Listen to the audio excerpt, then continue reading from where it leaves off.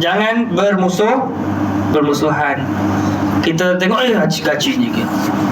Orang situ orang ketemu. Orang situ maring surah. Pasalnya hutangnya orang situ bayar. Tengok orang gaji ni. Itu orang situ. Ya.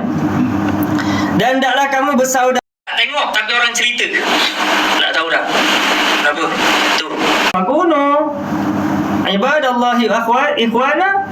Duduklah di dunia ni ya sebagai saudara. Tuan-tuan, manusia ni Allah Ta'ala jadikan ujian. Sebab itu sesiapa yang meletakkan pergantungannya kepada manusia, dia menambahkan ujian. Letakkan pergantungan kepada Allah. Manusia ni tuan-tuan, ya, kita jangan percaya 100%. Percaya kepada Allah 100%. Kerana manusia sifatnya lemah. Hari ini dia kawan, besok lawan. Hari ini lawan, besok kawan. Letakkan pergantungan kepada Allah.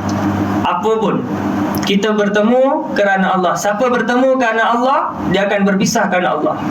Siapa bertemu kerana Allah, siapa yang dia bertemu bukan kerana Allah, dia akan berpisah juga, ya, bukan kerana Allah. Siapa yang dia bertemu kerana Allah, dia akan dipertemukan di akhirat dalam keadaan bersaudara. Barang siapa yang bertemu bukan kerana Allah, besok di akhirat dia akan dipertemukan dalam keadaan tidak bersaudara. Tuan-tuan, memang manusia dia ada kepentingan. Kita bila berkawan mesti ada kepentingan. Ni sebab apa kawan? Ni sebab kita nak dapat harta.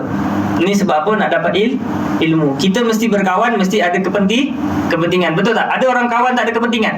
Tak ada. Semua kawan sebab ada kepentingan.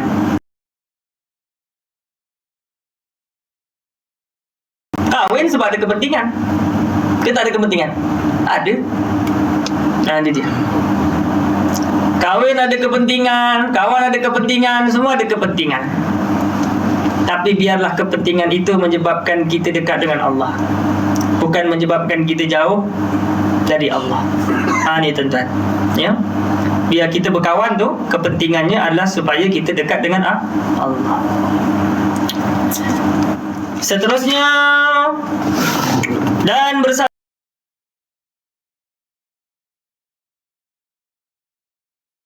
Nabi sallallahu alaihi wasallam, dabba ilaikum da'ul umami qablakum al-hasadu wal baghdha. Berjalan ke penantek apa? Dengki dan juga apa? Ya, dan saling benci. Kan? Kita ni tuan-tuan, sebab apa dengki? Nombor satu, sebab tidak puas hati. Kita dengki dengan anak ke? Tak. Anak kita berjaya, ya alhamdulillah. Kalau ada rumah besar, alhamdulillah. Kalau dia berjaya, alhamdulillah. Kita suka kan, seronok kan?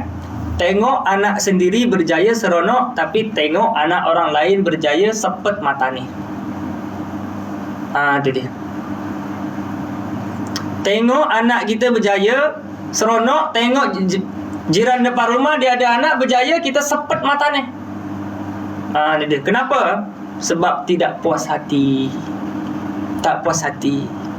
Hasad dengki bermula dengan tidak puas hati. Kenapa yang tak puas hati sangat tu? Adalah, setiap orang adalah. Dia tahulah sebab apa dia tak puas hati dengan jiran depan rumah, sebab apa dia tak puas hati dengan kawan dia tak puas hati dengan bos dia. Kan? Sebab apa tak puas hati? Tuan-tuan tahu sebab, ya, ada peristiwa dia. Itu dia. Ataupun memang dia kadang-kadang tak ada peristiwa pun. Memang manusia ni Allah Ta'ala jadikan, dalam ramai-ramai manusia yang kita pandang, ada orang yang kita pegel. Tak tahu sebab apa lah Ustaz, saya memang pegel dengan dia. Tengok mukanya rasa nak termamah je. Tuan-tuan ada tak dalam hidup tuan-tuan? Tuan-tuan tengok orang yang tuan-tuan pegel tanpa sebab? Ada tak? Tak ada? Ada kan? Ada yang kata ada. Ada tak? Ada tak? Ada kan? Kadang-kadang apa salah dia dengan aku ni? Orang lain kita marah juga, tapi dia marah lebih sikit. Itu dia. Orang lain kita bengang juga kalau dia buat salah dengan kita. Kita kan, kalau kita sayang, dia buat salah dengan kita, kita tutup sebelah mata kan? Macam, tak apalah, sikit je. Tapi kalau orang yang kita pegel, ya, kadang-kadang batuk je, walah, batuk. Lah apa salah dia batuk? Tapi kita tengok kok elok temun batuknya. Kita kalau tak puas hati, batuk dia jadi isu. Nanti dia parking seliput, kita tengok, walah parking seliput macam itu. Semua tak kena. Dia kalau tak puas hati, semua tak kena. Tapi cuba, kalau sayang, ya, dulu masa bertemu dengan Nyai ni kan, bila kentut lagi. Kalau suka kentut pun wangi. Tapi kalau tak suka, halah. Berani kentut, ya, ditapuk gitu. Itu dia. Sebab nombor satu, kita kena kawal tak puas hati yang datang dalam diri kita. Nombor satu, orang yang ada sifat tidak puas hati kerana ada sifat takabur. Rasa diri itu besar. Kenapa kita nak rendahkan orang? Sebab kita rasa diri kita besar. Contohnya kalau orang terpijak kaki kita. Kalau dulu kita orang biasa tak apa kan. Besok kalau dah jadi tok ketua kampung, orang pijak kaki kita, mula kita, kau tahu tak aku siapa? Oh, dulu tak ada apa-apa kan. Bila dah jadi polis, orang terpijak kaki kita, kau tahu tak aku siapa? Aku polis, kan? Tu bila dah ada sifat takabur. Sebab apa datang sifat takabur? Sebab ada sifat ujub, kagum dengan diri kita. Itu yang kadang-kadang masalah sikit aja nak saman menyaman, kan? Masalah tanah, tunggu aku saman, sikit-sikit nak saman, sikit-sikit nak saman. Cuba dulu kita tak ada apa-apa, kita tak ada duit, nak bayar peguam pun tak ada. Alah, tak apalah, kita bukan orang senang. Alah, malah lah nak gaduh-gaduh, main lah, kan? Besok kalau dah ada duit juta-juta, sikit-sikit nak saman. Siapa, Haji, ada orang kutuk Haji. Siapa yang kutuk aku? Saman. Oh, sikit-sikit nak saman, ya. Ada peguam sendiri, ada duit banyak kan. Mulalah rasa lain sikit. Jadi mula-mula datang tak puas hati tu sebab apa dia? Ya, sebab ada takabur. Sebab apa takabur? Sebab ada ujub. Itu dia. Lepas tu tuan-tuan, orang mukmin ni tuan-tuan, Allahu Akbar, ya, dia lain sangat. Sebab dia tahu yang mulia tu hanya Allah. Sedar diri. Macam mana nak hilang daripada ujub? Hilangkan daripada sifat perasan. Ya, perasan ada duit, perasan ada harta, kan semua pinjam, kan? Kita orang mukmin, dia nampak Allah dulu. Nampak duit, nampak Allah dulu. Bila kaya nampak Allah, bila sihat nampak Allah, bila sakit nampak Allah. Haji, umur 70 macam mana Haji boleh sihat macam ni? Allah yang bagi. Ada orang, Haji, macam mana umur 70 boleh sihat? Saya banyak minum air, satu hari makan sekali je. Itu dia. Saya ada jumpa dengan seorang yang, Haji, macam mana Haji umur 70 sihat je? Ustaz, saya tak ada pantang makan je. Maknanya apa dia? Maknanya usaha gitu cuma sebab. Boleh tak Allah nak bagi tanpa sebab? Boleh. Tuan-tuan, ada orang dia kalau demam je makan Panadol baik. Ada orang dia tak makan ubat pun alhamdulillah baik juga. Boleh tak tanpa sebab? Boleh. Di dunia ni dia ada dua, satu sebab, satu tanpa sebab. Di dunia ni ada dua, satu cari rezeki, satu rezeki cari kita. Ada tak rezeki cari kita, tuan-tuan? Tak ada. Ada tak rezeki cari kita? Saya semalam tengah ceramah di Masjid At-Taqwa Bukit Kapar. Dia punya cara bagi makanan, ya, dia bukan tunggu habis ceramah. Orang tengah ceramah ni, nanti ada budak atau siapa-siapa aja dia letak. Ni teman-teman tengah ceramah ni, yang tahlilan punya kan, dia bagi tu, dia letak. Tuan-tuan, saya minta ke? Tak. Rezeki tu cari saya tak cari kan. Ada orang, tuan-tuan, dia kumpul duit pergi umrah, sampai masanya gout, cimani, darah tinggi, jantung, tak boleh pergi. Ada orang tak pernah kumpul duit, dia tahu dia sedar, dia susah, ada orang cari dia. Saya, Ustaz, teringin lah nak belanja orang pergi umrah. Ustaz kenal tak siapa-siapa orang pakai miskin kat sini? Oh, ni namanya sekian. Rezeki cari dia. Ada tak rezeki cari kita? Ada orang cari kerja, ada orang di offer kerja, ada tak? Ada. Sebab itu di dunia ni, tuan-tuan, Jangan kita terlalu mumet tentang rezeki, sebab rezeki ni dia ada dua. Satu cari, satu rezeki tu cari kita. Rezeki cari kita, inilah yang dipanggil rezeki yang tidak disangka-sangka. Itu dia. Baik. Dikehendaki dengan berjalan di sini melarat dan berjangkit. Maksudnya apa dia? Maksudnya sifat hasad dengki ni dan juga apa dia? Dan juga wal baghdha ni, benci-benci ni, ya, dia boleh melarat-larat dan menjangkit-jangkit. Maknanya daripada dulu sampai sekarang melarat-larat sampai sekarang duk berjangkit-jangkit. Itu dia. Macam mana tak nak jadi berjangkit? Sebagai ayah kena jadi contoh. Itu dia. Tengok tu dia pergi sekolah naik helikopter, bapaknya hantar. Kita kok cuma naik basikal aja. Nak, dunia ni sementara je. Kita cuma tumpang kejap. Tempat sebenar kita akhirat. Itu dia. Dunia ni penuh dengan tipu daya. Orang yang ada harta banyak lebih, itu ujian. Orang yang tak ada duit, ujian. Orang yang banyak duit, ujian. Orang yang tak ada duit, ujiannya cuma tak ada duit. Orang yang banyak duit, ujiannya besok ditanya oleh Allah, kena jawab, kena tanggung jawab, kena bertanggung dan kena jawab di hadapan Allah. Ujian. Kita bersyukur nak Allah Ta'ala bagi rezeki kita cukup-cukup. Besok nak jawab depan Allah senang. Orang yang hartanya banyak, dia besok susah nak jawab. Sebab apa dia? Sebab dia kena jawab satu-satu daripada mana dia dapat ke mana dia belanjakan. Orang jahil seronok dapat harta. Orang alim takut. Sebab apa dia? Sebab semua nikmat itu ujian. Dia kena tanya besok depan Allah. Orang jahil seronok dapat jawatan. Orang alim takut. Kalau boleh dibagi kepada orang lain, bagi orang lain lah yang lebih layak. Sebab kalau dapat nanti nak kena jawab depan Allah. Itu dia. Beza tak? Beza kan? Macam tu. Sebab itu tuan-tuan, bila kita belajar baru kita faham.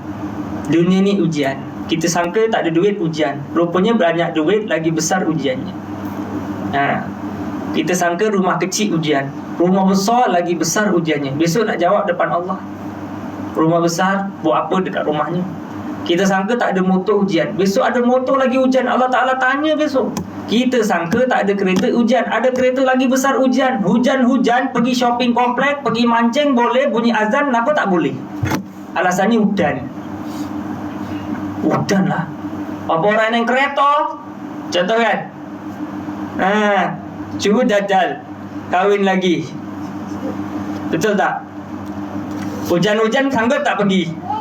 Sanggup. Naik motor pun naik basikal pun sanggup. Betul tak? Orang yang tak ada kenderaan, besok dia ada jawapan. Ya Allah, saya tak boleh pergi masjid sebab hujan. Yang ada kereta? Di pantai timur berlaku banjir baru ni. Orang tak ada duit, tak ada masalah. Ya Allah, saya tak boleh bantu, saya tak ada duit. Yang ada duit besok kena tanya. Tuan-tuan, ujian yang paling besar bukan orang miskin. Orang paling besar orang kaya. Sebab apa dia?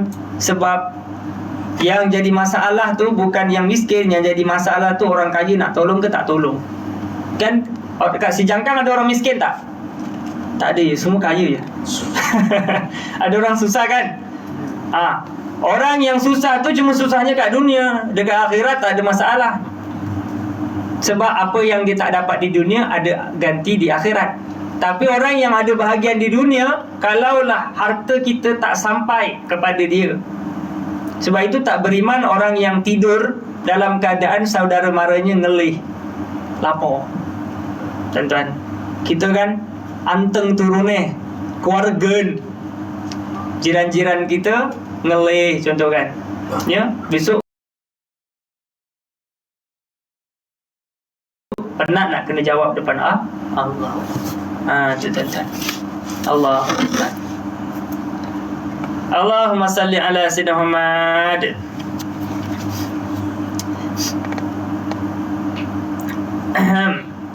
Dan bermula sebab bagi dengki itu ada kalanya takbur dan ada kalanya sebab berseteru. Berseteru ni bergaduh lah, tak puas hati lah. Dan ada kalanya keji nafsu. Memang nafsu kita, jenis tak boleh tengok orang lain lebih. Nafsu gajah. Nafsu gajah ni maknanya kita tak ada sifat qanaah. Kita nak lebih, nak lebih, nak lebih. Bila kita Allah Ta'ala uji dengan kurang, ataupun orang lebih sikit daripada kita, teruji nafsu kita. Pegelah hati kita, ya? Kerana kikir ia dengan nikmat Allah, kerana kurang bersyukur dengan nikmat Allah. Tuan-tuan, mari kita mengenal nikmat Allah yang paling besar. Kita manusia biasa ni, nikmat Allah yang besar yang biasa kita sebut, kahwin lagi lah, rumah besar lah, tanah besar lah, duit banyak lah, jawatan lah. Tapi tahukah tuan-tuan nikmat yang paling besar itu apa? Nikmat yang paling besar itu adalah menjadi hamba Allah yang bertakwa. Itu nikmat paling besar sekali. Kalau tuan-tuan ada ini, tuan-tuan, berapa pun dalam poket, dalam dompet, dalam bank tuan-tuan, bukan masalah. Sebab tuan-tuan dah mencapai satu darjat, satu tempat yang paling tinggi dekat dunia ni. Jadi manusia yang bertakwa. Tak kisahlah jadi apa, penggali kubur ke, cleaner ke, jual jambu tepi jalan ke, ya, bersihkan jalan raya ke. Tapi yang penting jadi hamba yang bertakwa. Nikmat yang paling besar. Nikmat paling besar. Kalau tuan-tuan tengok orang-orang tu yang mana dia main nombor ekor, duitnya juta-juta, rumahnya besar, gajinya besar, tanahnya besar, kita terlalu rumah dia besar betul. Tuan-tuan, berapa hari lagi dia boleh duduk kat rumah tu? Berapa ramai orang-orang kaya Banting, orang-orang kaya si Jangkang, orang kaya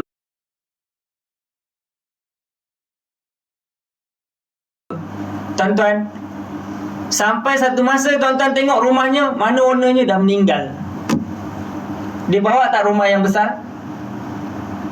Tuan-tuan, akhir zaman ramai manusia yang menyibukkan dunianya sehingga melupakan akhiratnya. Penipu paling besar siapa? Scammer paling besar siapa? Dunia.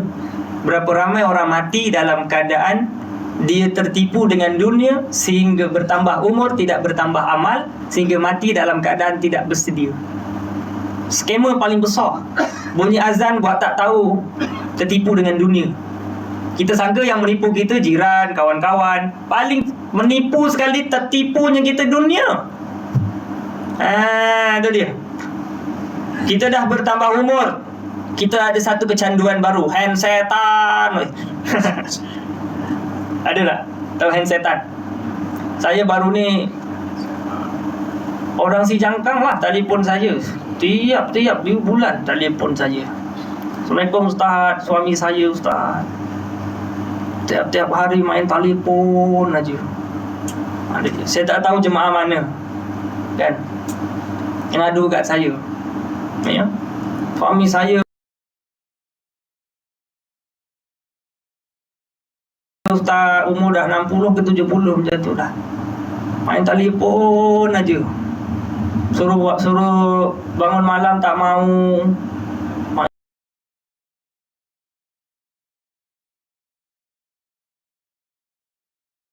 Bangun pukul 4.30 tapi tengok telefon, ngadu kat saya. Terus tuan-tuan, kita kalau dah bertambah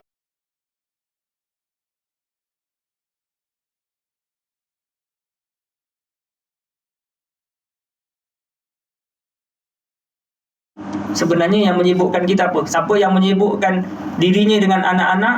Tuan-tuan tengok orang yang kat kubur tu, siapa yang anaknya kisah pasal orang yang kat kubur? Semua faham realiti.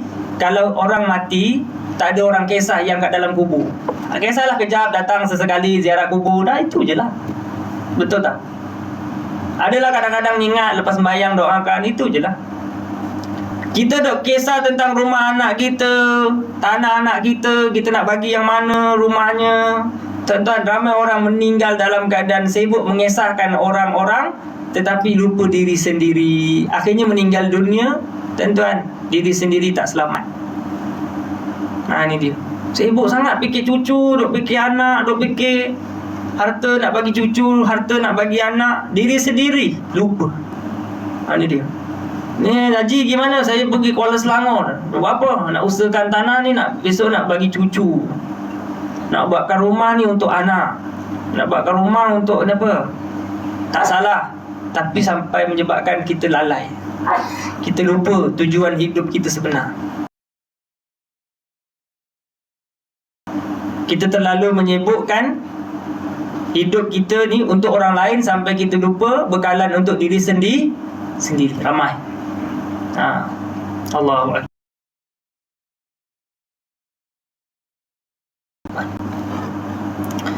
Dan seterusnya, dan bermula sebab bagi dengki itu takabur, berseteru, dan ada kalanya keji nafsu, kufur nikmat, ya, dan dengan ketiadaan tujuan yang baik. Siapa-siapa yang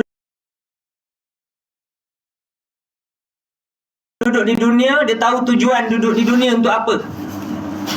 Tujuan duduk di dunia melakukan taat.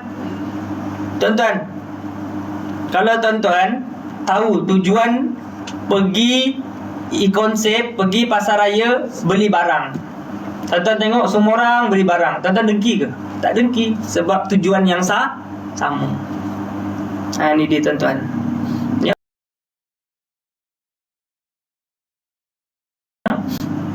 Sebab kita tahu tujuan kita nak pergi beli barang. Tiba-tiba Allahumma salli ala Sayyidina Muhammad, kita pelik tengok ada orang yang dia pun jadi orang yang menyembang, tuan-tuan, ya. Maka kita adalah orang yang tak tahu tujuan. Buat apa pergi pasar raya, cuma pergi menyembang balik. Bang, mana kangkungnya, mana? Alah, lupa tadi sembangan janda lupa. Tu dia. Maknanya hala tuju tu dah tak betul kan? Pergi sana beli barang. Ni balik tangan kosong. Ataupun lain pula dibelinya. Abang, mana kangkungnya? Lah, kok dibelinya sabun basuh, suruh beli kangkung. Abang kelalen lah tadi sembang dengan ada tu amoy cantik tu dah. Contoh, ya, tuan-tuan, bila kita tak ada hala tuju yang betul, maka nanti dia akan kesasar. Hidup ni mencong-menceng. Sebab tu kita ihdinas siratal mustaqim, tunjukkan kami jalan yang lurus. Apa jalan kita mencong-menceng? Ya, jalan kita mencong-menceng. Sebab itu kita minta pada Allah jalan yang lurus. Orang yang jalannya mencong-menceng, dia tak nampak jalan yang betul. Tuan-tuan, kalau tuan-tuan pergi jalan yang belok, kerajaan Malaysia buat double line, tak bagi kita motong. Sebab apa? Kita tak nampak depan, betul? Sebab itu tak bagi motong. Orang yang hidupnya macam ni, dia tak nampak depan, dia tak nampak hala tuju. Bila hidupnya tuan-tuan lurus, dia tahu hala tujunya akhirat. Ini dia tahu duduk di dunia tujuannya berbekal cari amal, takwa kepada Allah, taat pada Allah. Jadi orang lain duk sibuk cari dunia, dia tak kisah. Sebab apa dia? Itu bukan fokus kita, bukan tujuan kita. Tujuan kita pergi masjid, pergi surau, belajar macam mana nak dekat dengan Allah, bangun malam qiyamul lail, minta pada Allah supaya diberi, ya, kekuatan, kesempatan, diberi nikmat dalam taat. Itu dia. Tahu tujuan hidup. Ramai orang tak tahu tujuan hidup, akhirnya sesat, tuan-tuan, ya. Dan tiada haram oleh ribtah. Ribtah ni maknanya kita dengki tetapi dalam hal agama. Tapi kita tak panggil dengki, kita panggil ribtah. Contohnya tuan-tuan, contoh yang dibenarkan dalam agama, contohnya tengok orang yang diberi harta lalu disedekahkan. Tuan-tuan pun rasa macam, dia hartanya tak banyak tapi boleh sedekah. Aku yang hartanya lagi banyak tapi tak boleh sedekah banyak macam dia. Ada orang, tuan-tuan, dia susah tapi boleh sedekah. Kita pun rasa macam, tak boleh jadi ni. Dia nak masuk syurga, aku pun nak juga. Tuan-tuan tengok adik-beradik kita buat korban, yang susah-susah kita tengok boleh buat korban, kita yang senang kau tak boleh. Kita jadi terbakar tak? Terbakar. Jadi kita pun nak juga. Tuan-tuan tengok pakcik-pakcik yang giginya dah tak ada, tapi bila tanya Haji khatam Quran berapa sebulan? Sebulan 5 kali. Tak ada gigi boleh 5 kali khatam. Aku yang giginya cukup, bukan khatam, baca Quran pun kapan katanya. Itu dia, bila kita nak baca. Orang sempet, tuan-tuan. Ini ghibtah. Ghibtah maknanya dalam hal agama, kita tengok orang lain buat baik, kita pun rasa macam teringin nak buat juga. Itu dibolehkan dalam agama. Itu dia. Baik. Mencita-citakan nikmat yang seperti nikmat orang lain, dengan ketiadaan hilang nikmat. Ghibtah ni kita nak tapi taklah sampai supaya orang tu jangan buat. Itu dia. Ataupun hilang nikmat yang dia dapat. Tak boleh jadi ni dia asyik baca Quran aja, kita nyorokkan Qurannya. Itu bukan ghibtah lah. Itu dengki. Dia tak boleh jadi ni, dia asyik pergi surau aja, aku pancitkan lah tayarnya. Dia bukan macam tu. Dia tengok orang lain pergi surau, dia pun nak pergi surau. Tapi dengki, dia memang macam tu. Dia tengok orang lain maju sikit, dia hantar sihir ke, kan, diburuk-burukkan ke, kau jangan pergi kedai tu, kedai makannya tak sedap. Tahun ni aku pergi makan, fitnahnya pula, ada lipas motor je. Itu dengki. Lepas tu kita tengok bila hasil daripada fitnah yang kita buat, akhirnya kedai tu tutup, kan. Alhamdulillah, kapok. Itu dengki lah tu. Kalau dalam dunia politik, tuan-tuan banyak. Ni kita belajar dalam dunia politik, tuan-tuan. Bila sesama ahli parlimen ke yang nak dapat kuasa ke dengki-mendengki, maka tuan-tuan akan tengok banyaknya fitnah-fitnah. Orang mukmin bila dapat berita, dia relax dulu. Kita kan orang yang tak ada ilmu menggelupur dapat berita. Kalau dapat nak sebarkan terus. Orang mukmin dia relax dulu. Tunggu, sabar. Contoh macam mana? Almarhum Tan Sri Khalid Ibrahim. Kan? Dulu kan dia difitnah kan? Difitnah. Orang mukmin diam dulu, relax. Kita tahu je fitnah almarhum Khalid Ibrahim, kita sebar. Kita sebarkan dosa ke kering. Lepas tu lala sekali dah setahun. Nak sabar setahun tu, nak sabar berbulan-bulan tu memang sabarlah, hanya orang mukmin je sabar. Lala setahun rupanya fitnah. Nak minta maaf macam mana, dah meninggal dah orangnya. Kita dulu sebar-sebar kan. Sebar, rupanya fitnah. Allah. Ini dia. Contoh terbaru. Allahumma salli ala sayyidina Muhammad, tentang berapa? 600 bilion. Kan? Kita sebar 600 bilion. Tiba jadi bukan 600 bilion pula. Berapa? 90 pula. Habis tuan-tuan yang dulu cakap 600 bilion yang kita sebar-sebarkan tu macam mana? Orang mukmin dia sabar dulu. Sebab berita ni dia khabar, dia bukan Al-Quran kan. Nanti dulu, sabar dulu. Jangan gitu dapat cerita je kan. Kita duk sebar. Oi, orang benar ke? Astagfirullahaladzim. Habis. Dapat dosa kering, tuan-tuan. Tu orang mukmin ni, tuan-tuan. Dia sabar dulu kan. Dapat satu berita, dapat berita imam apa? Ya, imam sekian-sekian. Terus sebar. Rupanya palsu. Allah. Sabar dulu, relax. Tenang. Kita bukan, kita kalau boleh nak jadi orang yang pertama, tuan-tuan, dalam menyebarkan isu. Nak jadi pemberita kita. Dapat satu isu je, kita nak sebarkan. Relax, sabar dulu, tenang. Nanti kalau tak betul, ya, besok kita nak jawab depan Allah. Banyak lagi. Itu saya bagi contoh je, tuan-tuan. Kita bukan cerita politik, bukan cerita apa. Saya nak bagi satu contoh yang mana lepas ni kena berhati-hati. Itu dia. Allahumma salli ala sayyidina Muhammad. Ya. Baik, seterusnya. Dan ketahui olehmu bahawasanya penyakit hati seperti dengki tiada ubatnya melainkan dengan dicampur ilmu dengan amal. Seperti makjun. Makjun ni ubat lah. Ya. Maka adapun ilmu, maka bahawa mengetahui ia akan bahawasanya dengki itu memberi mudarat akan dirinya sendiri, tidak memberi mudarat ia akan mereka yang didengkikan. bahkan memberi manfaat beri manfaat kepada orang yang kena dengki. Orang dengki dengan kita dapat pahala. Orang yang dengki tak dapat apa-apa, rugi. Adapun bahawasanya dengki itu memberi mudarat akan orang yang dengki, maka kerana membatalkan pahala kebaikannya, seperti yang tersebut pada hadis yang pertama.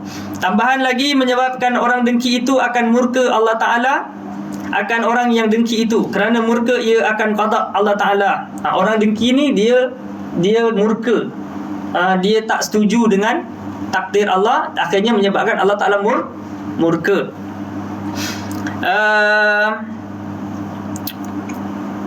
Kerana murka akan qada Allah Ta'ala dan kufur akan nikmat Allah Ta'ala yang meluaskan ia akan dia daripada perbendaharaannya atas hambanya. Ini mudarat pada agamanya. Adapun mudarat dengan dengki itu pada dunianya, maka bahawasanya orang yang dengki itu sentiasa dalam duka cita yang berpanjangan, kerana bahawasanya seterunya tidak sunyi daripada nikmat. Tuan-tuan, bila tuan-tuan semakin dengki dengan orang, tuan-tuan, semakin orang itu mendapat nikmat. Itu dia. Orang yang dengki makin miskin, susah. Kaya pun susah, hatinya susah, pegel aja. Tapi orang yang kita dengki kan, kita bagi pahala kat dia, wah, untung. Itu dia. Sebab itu jangan dengki dengan orang. Jangan dengki. Pertama, kenapa jangan dengki dengan orang? Nombor satu, sebab kita tak tahu apa yang Allah Ta'ala uji dengan diri dia. Tuan-tuan tengok dia senang. Mana tahu senang? Kita tak tahu masalah orang. Cuba dengar, Haji, untunglah Haji, ya, gajinya juta-juta. Untung apa? Doktor kata aku nak hidup tinggal 2 hari lagi. Allah. Tuan-tuan nak ke gaji juta-juta tinggal 2 hari lagi hidup? Kan? Nombor satu, jangan dengki dengan orang sebab kita tak tahu apa ujian yang dia kena. Yang kedua, jangan dengki dengan orang sebab kita tak tahu apa yang Allah Ta'ala nak gantikan yang lebih baik daripada dia. Kita tengok kita tak dapat yang ni, tapi kita tak tahu apa yang Allah nak gantikan yang lebih baik. Itu dia. Ya. Dan adapun bahawasanya dengki itu memberi manfaat, ia akan seterusnya. Wallahu ta'ala a'la wa alam. Kita akan sambung pada pertemuan akan datang. Itu dia. Garis pada situlah surat 77. Dan adapun bahawasanya dengki itu memberi manfaat akan seterusnya. Ya. Allahumma salli ala Muhammad. Sekadar itu daripada saya. Mohon maaf atas keterlanjuran bicara. Aku lu qauli hadza wa astaghfirullahal azim li wa lakum. A'udzubillahi samil alim minasyaitonir rajim. Bismillahirrahmanirrahim. Alhamdulillahil alamin wassalatu wassalamu ala asyrafil anbiya'i wal mursalin wa ala alihi washabbihi ajma'in. Rabbana atina fid dunya hasanah wa fil akhirati hasanah wa qina adzabannar. Wa sallallahu ala sayyidina Muhammad wa ala alihi washabbihi wa baraka wasallam. Alhamdulillahirabbil alamin. Taqabbalallahu minkum minna wa minkum taqabbal ya karim.